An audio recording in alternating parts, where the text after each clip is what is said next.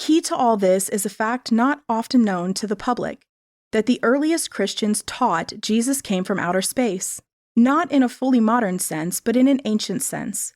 By the time of Christianity, Judaism had long incorporated what was then modern science, which taught that multiple spheres of heaven physically surrounded the earth, with a spherical earth at the center, and that those heavenly realms were held up not by pillars, as in more ancient teachings, but by gaseous or ether-filled spaces, extending all the way to the moon and beyond.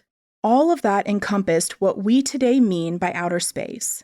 So the most accurate English translation of words that meant the heavens in antiquity is quite simply outer space. Of course, the ancient people of Judea didn't believe in an extraterrestrial vacuum. Some then did, just not Jewish theologians. But that's not what even we mean by outer space. We mean everything above Earth's atmosphere, all the space out there. And that's what they believed too.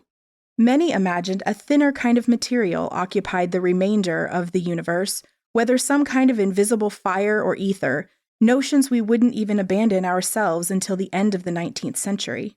And they imagined creatures of various kinds lived in every level thereof, which we would call space aliens today, which only means they had different beliefs than we do about what exactly was in outer space.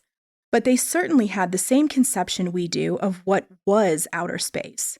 So we ought to refer to their ideas just as they would have understood them, and not obscure their beliefs behind inaccuracies. The modern idea of heaven is of an other-dimensional space that has no physical location inside our universe, and that idea bears no resemblance at all to what they believed back then. So heaven is an inaccurate and indeed misleading translation today. Outer space is much closer to what their real beliefs were. And this is exactly the point of this book's title. When we translate the words of the earliest Christians to better reflect what they were actually saying, things look very different than you might have assumed. To keep listening to this audiobook, I've left you a link in the description so you can do it, at no cost thanks to Audible's 30-day free trial.